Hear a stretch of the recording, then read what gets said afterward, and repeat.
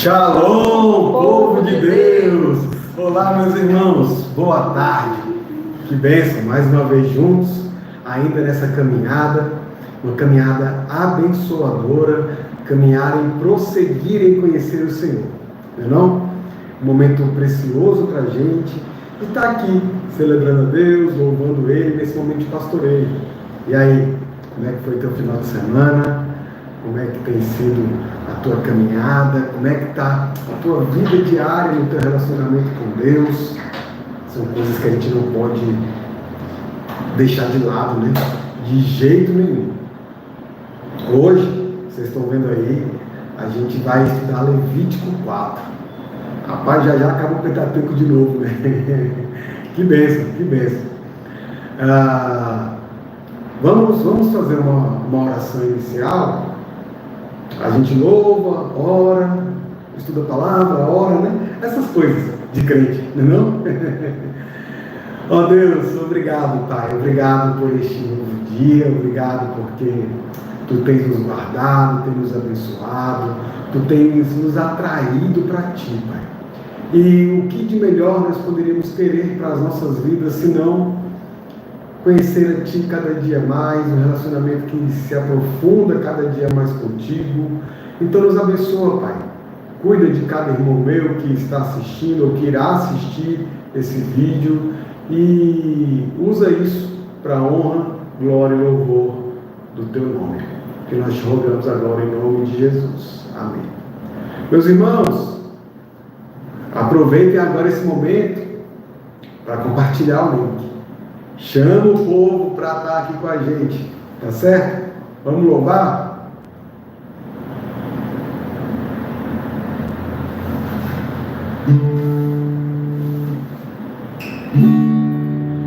Te adorar, te buscar é o meu prazer. Como eu quero te conhecer, cada vez mais poder sentir teu amor em meu coração.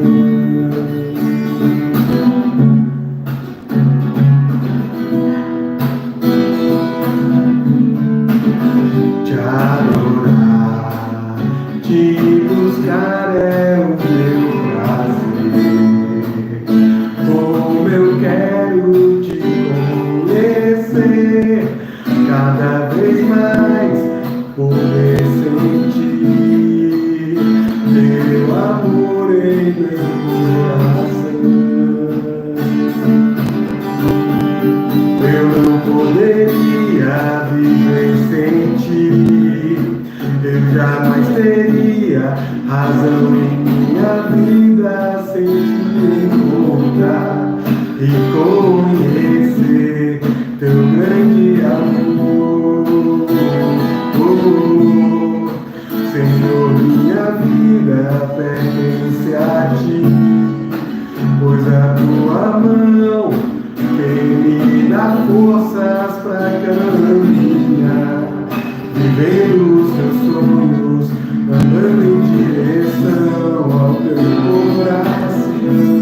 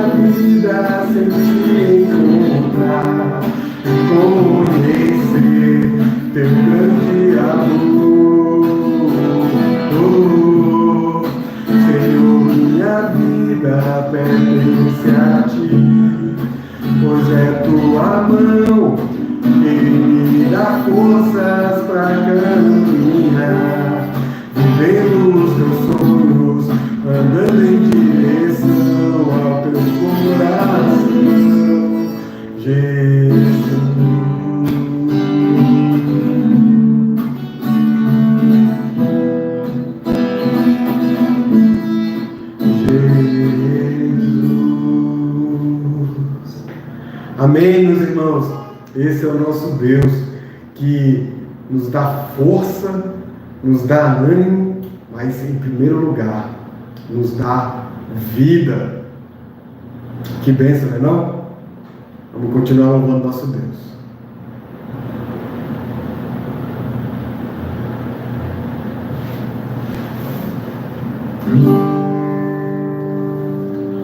Toma o teu lugar, toma o teu lugar,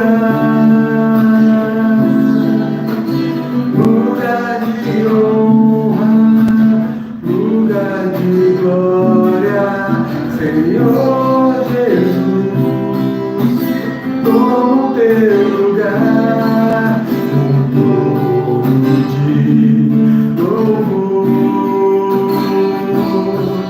preparando-nos para ti,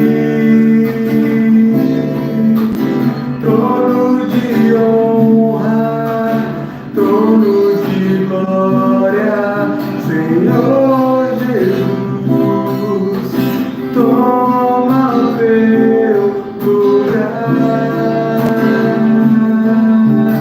entronizado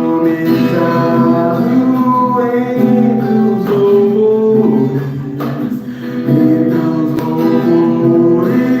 do teu povo, só pra te adorar.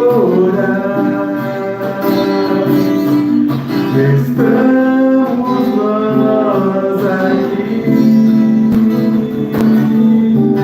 Se tu és santo, tu que habitas entre os louvores da igreja, tudo é para ti, só pra te adorar. Estamos nós aqui, Senhor. Toma o teu lugar, toma o teu lugar, lugar de honra, lugar de glória, Senhor Jesus, toma o teu lugar, todo de louvor, preparando para ti,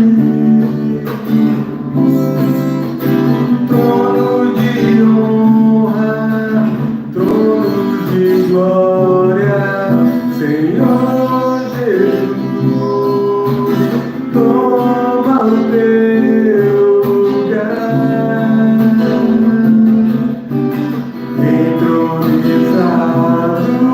entre os louvores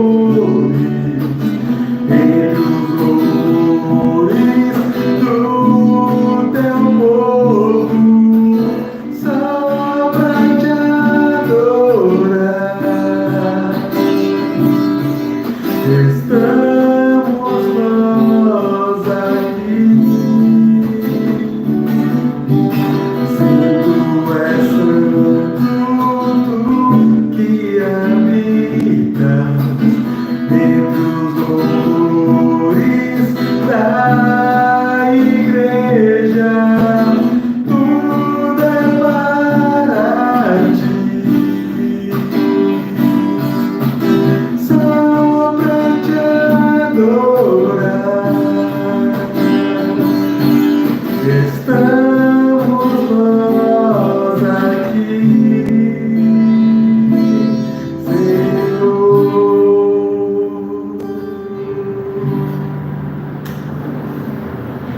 Aleluia, louvado seja o nome do nosso Deus.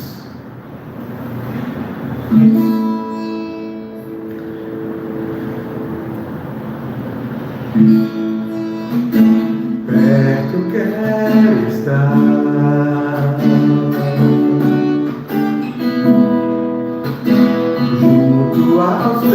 pés,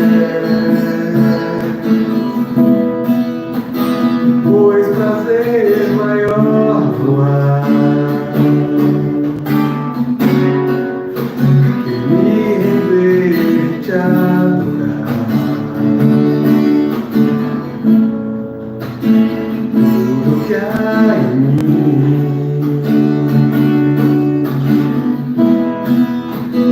quero te ofertar,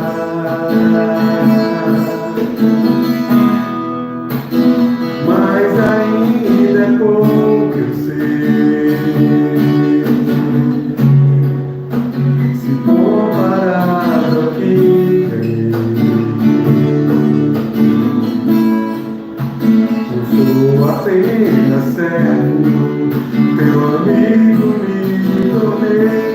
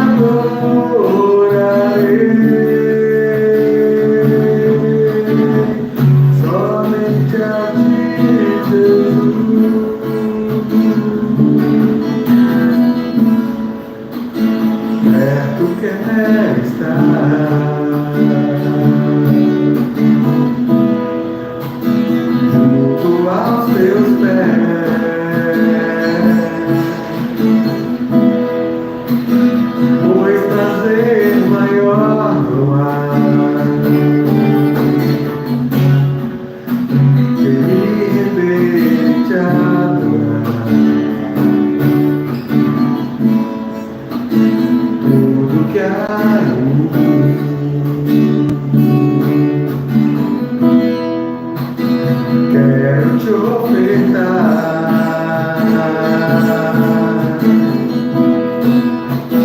mas ainda é pouco eu sei, se comparado ao que ganhei. Eu sou apenas servo, teu amigo me tornei.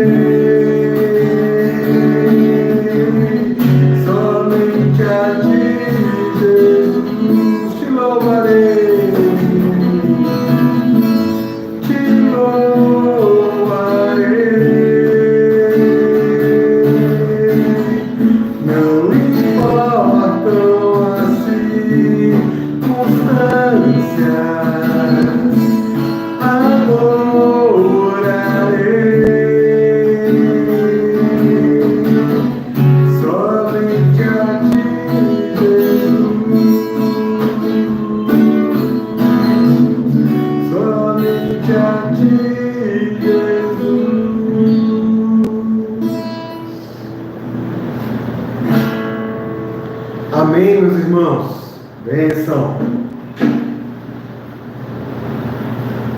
E aí, vamos orar mais uma vez? Deixa eu falar aqui. Nós temos nossa liderança para ser uma oração constante em nossas vidas, né? Nós temos nossos irmãos que estão enfermos, nossos irmãos que estão enlutados, aqueles que estão precisando de uma oportunidade de emprego, de trabalho, aqueles que estão com problemas financeiros, né? Vamos orar por todos esses irmãos, de modo geral.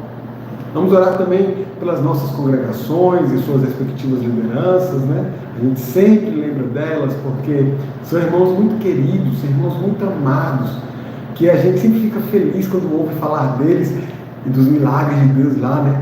Em meio àquelas igrejas, né? Então, nossos irmãos em Petrolina, lá, Pastor Elinho, Carmen e a liderança junto deles. lá em Serra Branca, com Cezinha, Rosana e a liderança da igreja local ali também. A nossa igreja, nossa congregação em Triunfo, o pastor Francisval, Rafaela e a liderança lá naquela cidade.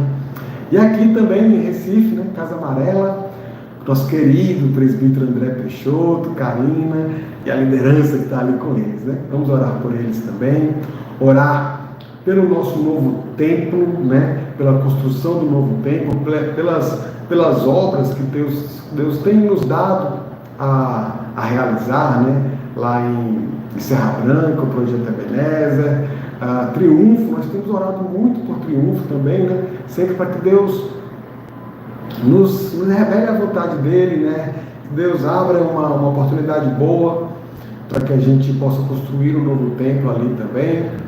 Novo não, né? Um templo ali, nós ainda não temos um templo nosso lá. Ali ainda é um local que é alugado, enfim. Nós estamos na expectativa aqui, né, da sede, então vamos orar por todas essas coisas, tá bom? Orar por nossa cidade, pelo nosso país, nosso estado, tudo isso. Vamos lá? Ó Senhor, Tu és nosso Deus Todo-Poderoso, o Senhor dos exércitos. Não há nada nem ninguém que possa ao menos Te desafiar, pois já inicia a batalha derrotado. Quem pode lutar contra o Senhor? Tu és poderoso para nos salvar, Deus. Ó Pai, nós Te louvamos, nós Te agradecemos, nós Te bendizemos por Tua maravilhosa obra em nossas vidas.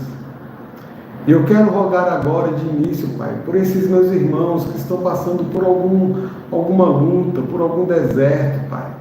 Seja ele uma questão de saúde, uma questão financeira, uma necessidade de emprego, algum ente querido, uma pessoa querida que tenha falecido. Ó Deus, sei com cada um desses irmãos, abençoa eles, derrama da Tua paz, que eles possam perceber a Tua boa mão conduzindo e cuidando da vida deles. Ó Senhor, abençoa, Pai, cada um desses irmãos, traz a Tua resposta para eles, traz a Tua cura, traz o Teu milagre para a vida deles, Pai.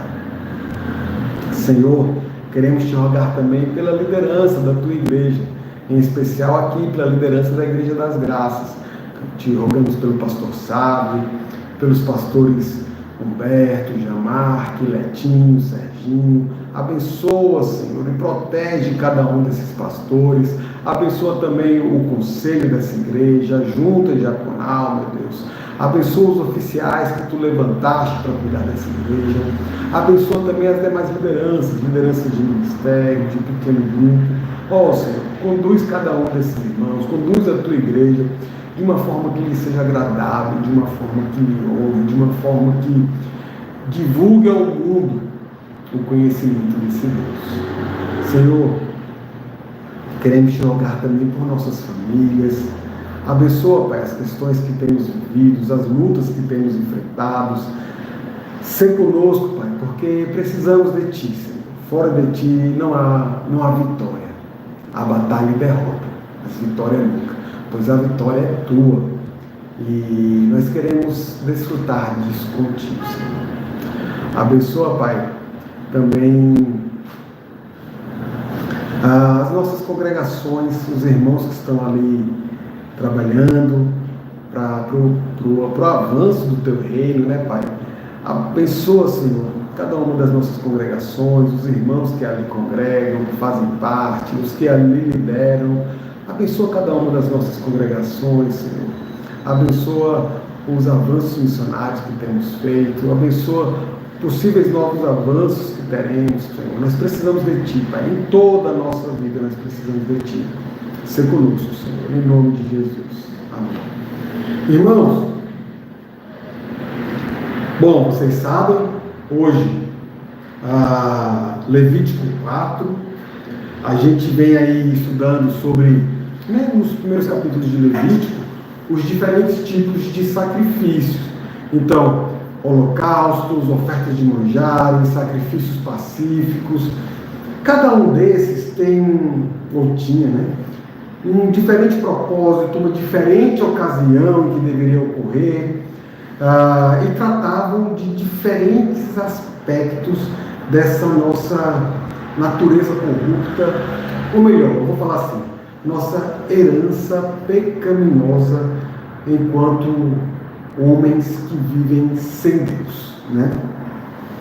Então, tudo isso acontecia para que o homem pudesse se relacionar com Deus. Qual era o padrão, né, do relacionamento no Antigo Testamento? O padrão é a lei. No Antigo e no Novo também, mas enfim, né? No Novo nós temos uma revelação mais completa, né? Nós temos uma aliança mais completa, uma visão da aliança mais completa, né? Mas qual era o padrão, o entendimento das pessoas ali no Antigo Testamento? O padrão era a lei. Em que sentido estou falando isso? No sentido de que ninguém poderia quebrar nenhuma das leis, ou então essa pessoa estaria em pecado. Difícil assim, né? A exigência é perfeição. Se há pecado, se há imperfeição, tem que haver a consequência da justiça de Deus. Então, meus irmãos, deixa eu falar uma coisa para vocês. Isso não mudou nos nossos dias. O padrão de Deus é a perfeição. Então, deixa eu falar ainda, né, ampliar um pouco mais. O fato de Deus nos aceitar, então, não tem relação com o nosso comportamento. Porque se fosse assim, se tivesse alguma relação com aquilo que a gente fez, ou com aquilo que a gente poderia fazer, o que nós receberíamos seria a justiça de Deus, seria a morte eterna. Não tem como ser diferente. Esse é o padrão da lei. Mas aí, né, já dando um spoiler aqui do nosso estudo, vocês vão se lembrar o que foi que Jesus falou. Eu não vim para revogar a lei, eu vim para cumprir a lei. Eu vim para cumprir essa exigência de perfeição. E agora, nós que antes éramos mortos por conta do pecado, nós ressuscitamos em Cristo Jesus, na sua obra perfeita, completa e plena. E agora estamos propícios para o relacionamento com Deus. E Deus está propício para se relacionar conosco. Então veja, a gente está descobrindo e está falando aqui que há uma maneira de nós lidarmos, nós nos relacionarmos com um Deus que é santo. Há uma sequência, né? Há uma forma, um modus operandi prescrito para nós nos aproximarmos de Deus. Porém, nós também temos visto que o pecado está presente de diversas formas, tanto em nossas vidas individualmente, como em nossas vidas enquanto grupo, enquanto corpo, enquanto sociedade. O pecado, ele corrompeu toda a nossa vida. Então veja, o pecado ele não está presente apenas no nosso comportamento. Não é apenas aquilo que a gente faz. Por isso que as Escrituras falam, né, dizem que a boca fala daquilo que o coração está cheio. Ou seja, o pecado ele nasce no nosso coração, na nossa intenção. A partir de uma herança que nós recebemos desde a queda, desde o Éden. Algumas pessoas vão falar aí de uma natureza pecaminosa. Particularmente eu não gosto muito desse termo, dessa expressão, porque Gênesis nos diz que nós somos criados à imagem e semelhança de Deus. Então a nossa natureza, uma natureza que é boa, Deus nos fez bom. Ele disse, né? Rapaz, eu gostei do que eu fiz. Deus nos fez bom, nos fez moralmente bom, mas o nosso coração é enganoso e desesperadamente corrupto, que Jeremias fala no capítulo 17, versículo 9. Então veja, Nós recebemos essa herança e a ninguém é dado uma segunda chance. Ninguém tem um caminho para se aproximar de Deus que não seja conforme os padrões de Deus. E ninguém está isento dessa condição natural de maldade, dessa herança pecaminosa, nem da responsabilidade de obedecer à lei e mandamentos, regulamentos, preceitos de Deus. Que loucura isso, não é? De um lado, a exigência da perfeição. Do outro lado, a nossa completa imperfeição. O que é que falta para esse quebra-cabeça fechar aqui? A gente sabe. Falta Jesus Cristo, né? Vejam, ao lermos, né, o Novo Testamento e lermos assim os trechos, né, das Escrituras sobre a vida de Cristo e a obra de Cristo em nosso favor, a gente vê que a primeira coisa que sua morte e ressurreição fizeram por nós, né, que colocamos a nossa fé nele, que acreditamos nele, foi nos tornar exatamente isso, crentes. Foi nos tornar aceitáveis diante de Deus. Foi fazer com que a gente percebesse quem nós somos, perceber essa nossa condição pecaminosa e perceber também quem Deus é. Então tudo vai começar daí, né? E o fato é que Deus, Ele não se interessa por nossos dons se primeiramente nós não formos aceitáveis a Ele. Então, muito mais do que a oferta, Deus quer um ofertante. Muito mais do que aquilo que tu pode fazer, Deus quer o teu coração. Se nós não somos aceitáveis, então nossos dons, nossos sacrifícios, nossas ofertas também não são aceitáveis.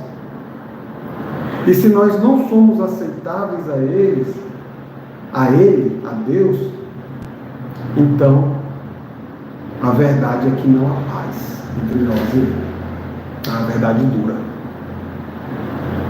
Observe mais uma vez então, meu irmão, que essa questão de aceitabilidade do ser humano diante de Deus por meio de Cristo não diz respeito àquilo que a gente pode fazer, àquilo que a gente tem potencial de fazer ou àquilo que a gente já fez. Não diz respeito às nossas ações e comportamentos pecaminosos, mas diz respeito à nossa herança pecaminosa. Paulo, quando ele trata disso, ele usa, uma expressão de uma forma até bem recorrente.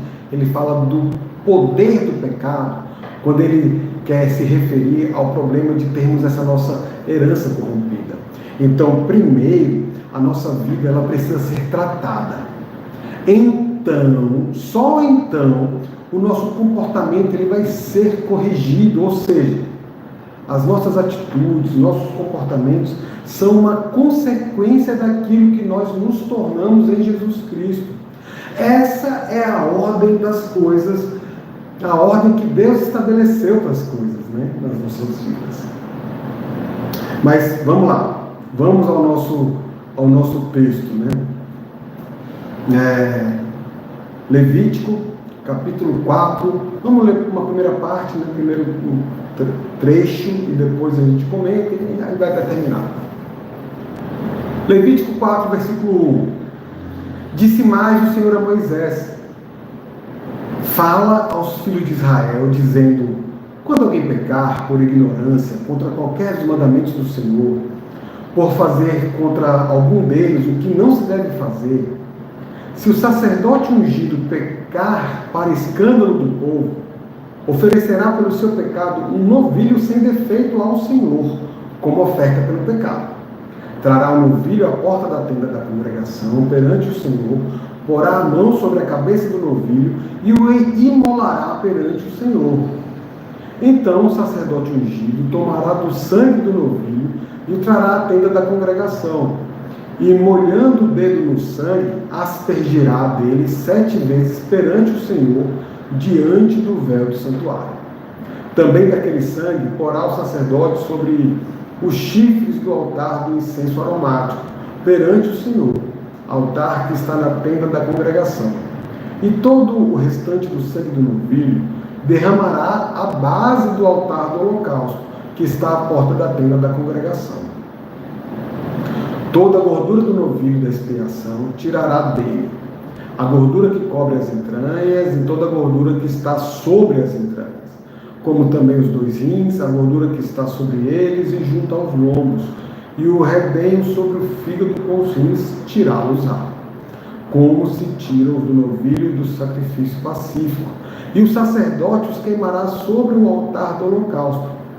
Mas o couro do novilho, toda a sua carne, a cabeça, as pernas, as entranhas, o excremento, a saber, o novilho todo, levá-lo-á fora do arraial. Parênteses, meus irmãos, isso aponta para Jesus. Jesus foi morto fora do arraial, fora dos domínios de Jerusalém. Vejam, né? O sacrifício imperfeito apontando para o sacrifício perfeito. Voltando ao texto, então, levá-lo-á fora do arraial, a um lugar limpo, onde se lança a cinza, e o queimará sobre a lenha, será queimado onde se lança a cinza. Então, deixa eu falar uma coisa para vocês de cara. A gente leu aqui essa primeira perícope, que o título é O Sacrifício pelos Pecados da Ignorância dos Sacerdotes. E todo o capítulo vai tratar de pecados por ignorância. E aí, isso de cara, assim, já traz, né, uma pergunta, uma indagação para a gente. Se eu não sei que pequei, o que Deus está querendo tratar ao estabelecer sacrifícios por pecado, por ignorância? Como é que eu posso me arrepender de algo que eu não sei que eu fiz de errado? Deus está querendo tratar o nosso comportamento ou está querendo tratar a nossa condição? O que é que nos torna impuros diante de Deus? Eu vou dar a resposta de cara. Nós pecamos porque somos pecadores. É isso. Ponto final. Deus quer tratar a nossa condição. Deixa eu lembrar para vocês da história de Jó. Vocês lembram que Jó ia à noite, lá nos filhos deles dormindo, e oferecia sacrifícios a Deus pelos pecados que os filhos poderiam ter cometido? Não eram nem os filhos que estavam oferecendo sacrifício, era o pai. E os filhos nem participavam, porque eles estavam dormindo. O que Deus está querendo nos ensinar? Qual é a pedagogia desse negócio? É que nós temos uma condição que é ruim, uma condição que é má e que precisa ser tratada, que precisa ser redimida, que precisa de um sacrifício perfeito para que nossa vida possa ser aceitável por Deus para o relacionamento. Então, deixa eu falar, discutir sobre pecado e expiação é sempre algo assim. Esse momento que a gente vive, essa era que a gente vive de mensagens curtas o tempo todo, a gente tende a pensar que pode talvez reduzir, quase todos os princípios das Escrituras a um punhado de frases cristãs de efeito, de frases potentes que, na verdade, talvez nem estejam erradas, mas muitas vezes são tão simplistas, são tão superficiais, que acabam sendo praticamente inúteis para a gente. Por isso que o livro de Levítico nos leva por um longo caminho ao redor do pecado e da expiação, tratando aí desses diferentes tipos de sacrifícios, diferentes aspectos do pecado, e examinando, né, as facetas dele. E a gente então, estudando isso, pode descobrir que o pecado ele é uma questão complexa e ainda mais grave, e que ele está presente em mais formas em nossas vidas do que jamais imaginamos. Então, muitas vezes a gente está aqui pensando, né? Eu já tenho tanto tempo de crente, eu já sei como é que é isso. Não, isso daqui, eu nunca vou cair nisso. Esse pecado aqui na minha vida não acontece mais. Mas o pecado, ele tem várias facetas. E o diabo, ele é astuto para nos atrair para possíveis situações que gerem cobiça, né, em nosso coração.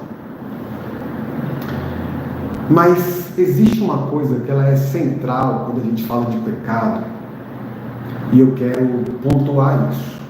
É que o principal problema do pecado é que ele destrói o relacionamento entre o homem e Deus. Ele quebra esse relacionamento, ele nos afasta de Deus.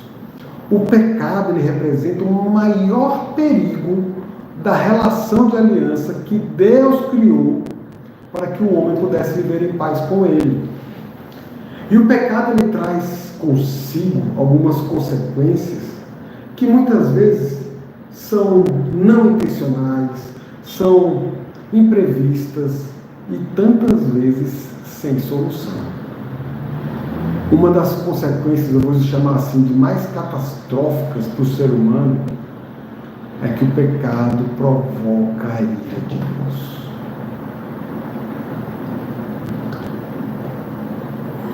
A gente, nessa sociedade de frases curtas, né? A gente ouve tanto um jargão e lê tanto, né? Falando, Deus é amor. Mas deixa eu te falar uma coisa. Se você não acredita que Deus derrama sua ira em juízo, ou que Deus não é um Deus de amor e também de juízo, então eu temo por você, meu irmão. Porque isso mostra que você ainda não entendeu a gravidade do pecado e das consequências do pecado. O estudo do livro de Levítico nos permite ver o tanto que Deus encara seriamente o pecado. E eu vou falar, não é um retrato bonito, não é uma coisa legal de se ver, uma coisa que fede, que cheira mal, que é podre. Bom, e essa primeira perícope, né, fala do sumo sacerdote. Então imagine o sumo sacerdote com aquele papel de ser mediador, né, entre Deus e o homem, tendo pecado. Como é que ficaria a relação entre Deus e o homem? Não teria relação, porque o próprio mediador não teria acesso a Deus. Eu sei que às vezes é difícil para as nossas mentes enxergar, né, a diferença entre a pessoa que comete um pecado e o próprio pecado, tá? E isso são coisas diferentes, a Bíblia é muito clara nisso. Ou mesmo como é que esse pecado ele altera, né, a condição do pecador. Então eu vou tentar uma outra ilustração aqui do propósito da oferta de purificação. Imagine o seguinte: um homem está cambaleando, chegando à sala de emergência de um hospital, com um ferimento a bala no peito, e de repente esse homem caiu, desmaiou, não pode fornecer nenhuma informação aos médicos e enfermeiros. O que a equipe médica, a equipe de enfermeiros, a equipe de saúde vai fazer ali imediatamente?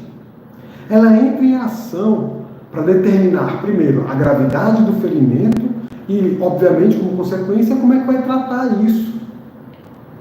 Com o objetivo de agir, né, vou dizer assim, no melhor interesse do paciente, de restaurar a sua saúde, né, e não perder a vida. A única intenção deles, todo o esforço deles, está voltado para salvar a vida dessa pessoa. Como é que o ferimento à bala ocorreu? Aonde aconteceu? Quem puxou o gatilho? Foi uma tentativa de suicídio? Foi um acidente? Foi legítima defesa? Ou será que essa pessoa era o agressor? Nada disso importa nesse momento para os médicos. Nada disso importa. O comportamento que levou a essa condição de risco de vida é secundário nesse momento. Mesmo que tenha sido esse comportamento que levou esse homem a essa situação precária. Está entendendo? Então, assim, somente a condição da pessoa, deste paciente ferido por bala, é o que importa. A condição dele precisa ser restaurada, precisa ser redimida. A equipe médica não está tratando o comportamento. Não quer saber se é um bandido ou se é vítima. Está tratando a pessoa. Mesmo que esse homem seja um criminoso, tenha sido baleado pela polícia enquanto cometia um crime, isso não importa. O propósito dos médicos é salvar, a vida da pessoa, não alterar o seu comportamento. Assim também é Deus. Ele nos salva. Ele primeiro, redime a nossa vida, nos resgata da morte. E depois ele vem tratar as demais áreas da nossa vida. Depois é que o nosso comportamento muda. Mas primeiro Deus nos resgata. E aí ele starta um processo de cura espiritual que muda todas as áreas de nossas vidas. Então veja, primeiro o texto falou aí do sacerdote. Depois o texto vai falar do povo como um todo, povo aqui, do povo crente, quem fala da igreja, do povo de Deus, do povo de Israel. Depois o texto vai falar de um líder político, fala do príncipe, e enfim, de um indivíduo qualquer, pois qualquer um deles pode cometer um pecado e nem saber que pecou, o pecado por ignorância. Vamos voltar ao texto, Os sacrifícios pelos pecados por ignorância de toda a congregação. Versículo 13. Mas se toda a congregação de Israel pecar por ignorância, e isso for oculto aos olhos da coletividade, e se fizerem contra algum dos mandamentos do Senhor, aquilo que se não deve fazer, e forem culpados, e o pecado que cometeram for notório, então a coletividade trará um novilho como oferta pelo pecado, e o apresentará diante da tenda da congregação.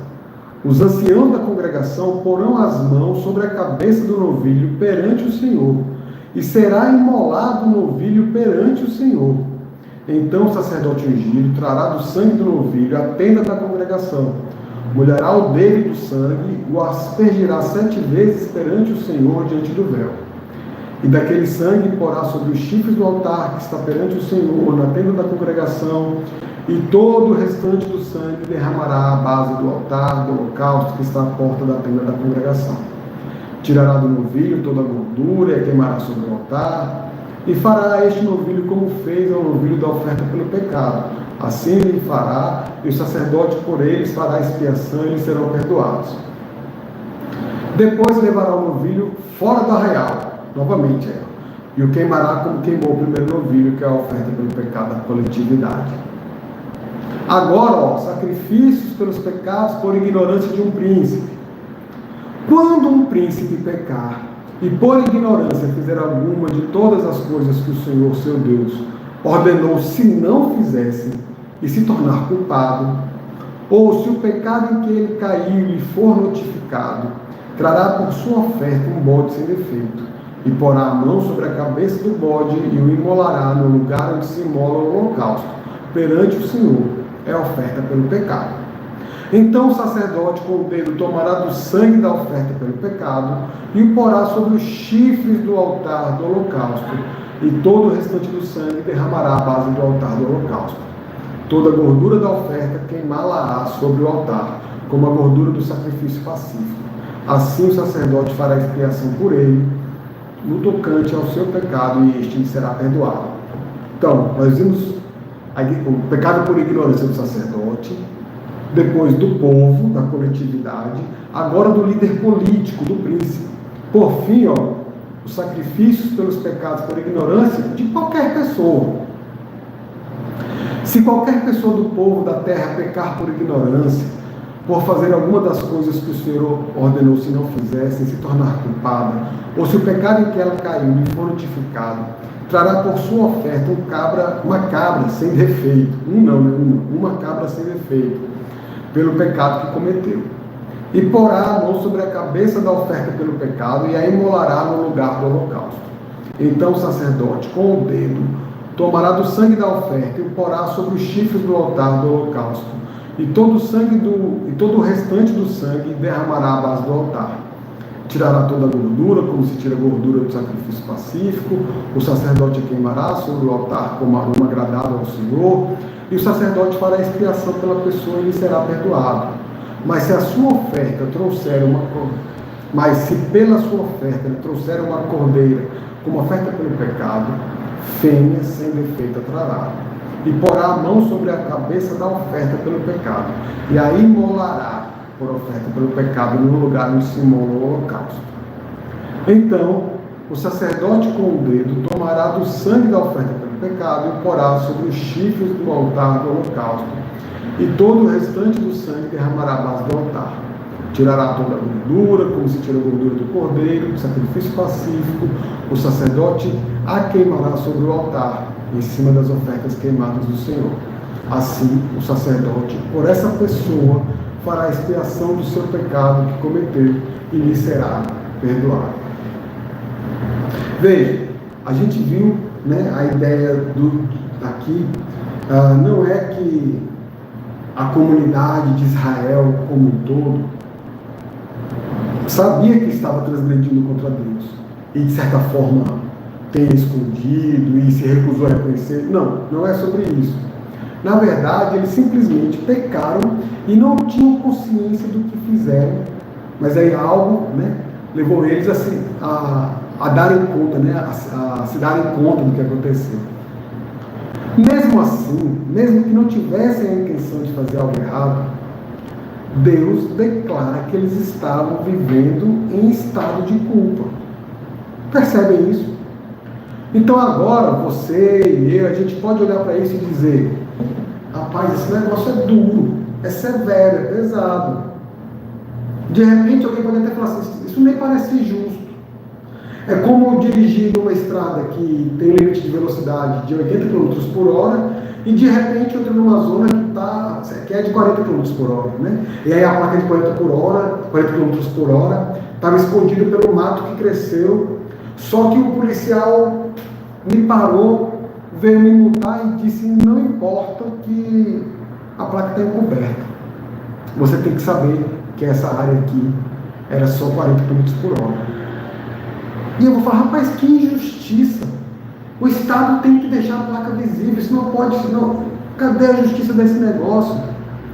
Mas, veja, o final do versículo 20, ele diz que, ao seguir esse procedimento de expiação prescrito por Deus, o grupo lhe será perdoado e restaurado a comunhão com o Senhor. E, na verdade, isso também não é justo, né? Porque o preço para se restaurar o grupo a uma condição pura é pago por um animal que é inocente. Não foram as pessoas que pecaram, que são imoladas, que morrem, que são... Não, é um animal inocente. Então, por isso, outro lado também seria uma injustiça. O que é que eu quero falar com isso? O sistema de justiça de Deus não é o sistema de justiça dos homens. Deus declara culpa, Deus declara perdão, segundo os seus próprios padrões. Nós somos declarados culpados segundo as regras de Deus, não as nossas. E somos declarados perdoados também segundo as regras dele, não as nossas. E esse princípio é o maior obstáculo para a maioria das pessoas quando se trata de aceitar a Jesus como Salvador. A gente prefere julgar por nós mesmos, discernindo o que é certo e errado, feito Adão e Eva no Éden, no momento da queda. E a gente quer dizer qual preço deve ser pago para se corrigir um erro, mas a gente não quer a justiça de Deus, a gente não quer a Deus, a gente quer ser Deus. Esse é o grande problema. Mas o fato é que Deus amou o mundo de tal maneira que deu seu Filho unigênito para morrer por todo aquele que nele crê. Aleluia, meu irmão. Nós temos Jesus Cristo e o sistema de justiça de Deus está cumprido. E o nosso pecado não traz mais condenação sobre nós, porque Jesus já nos libertou disso. Agora nós podemos nos relacionar com Deus. Aleluia, glória a Deus, louvado seja Ele. Vamos orar? Senhor, obrigado, Pai, porque Tu cumpriste a exigência da perfeição que nós nunca conseguiremos cumprir. Tu mandaste Teu Filho Jesus Cristo, Ele que teve uma vida perfeita, uma vida pura, uma vida santa, e pagou pelos meus pecados, pagou pelos nossos pecados, o justo pelo injusto, o santo pelo pecador. Oh, Pai, obrigado, Senhor.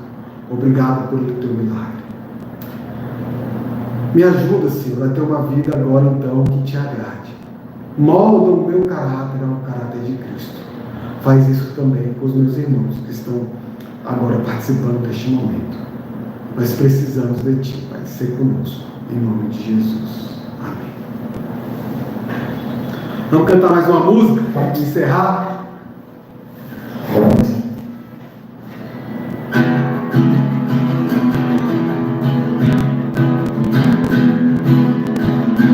Em alta voz a todos vou cantar Tua bondade não pode apagar. O Teu eterno amor me acompanhará. Eu posso acreditar. Cantarei porque Tu és bom, dançarei porque Tu és bom, gritarei porque Tu és bom pra mim.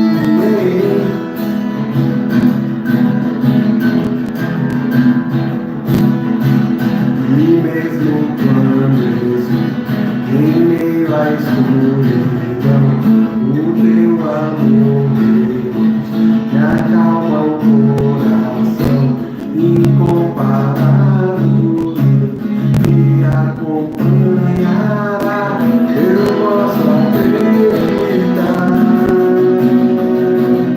Cantarei porque Tu és bom, cantarei porque Tu és bom, dançarei porque Tu és bom pra mim. Cantarei porque Tu és bom, cantarei porque Tu és bom, dançarei porque Tu és bom pra mim. Deus abençoe, meus irmãos. Uma semana de paz. Até mais.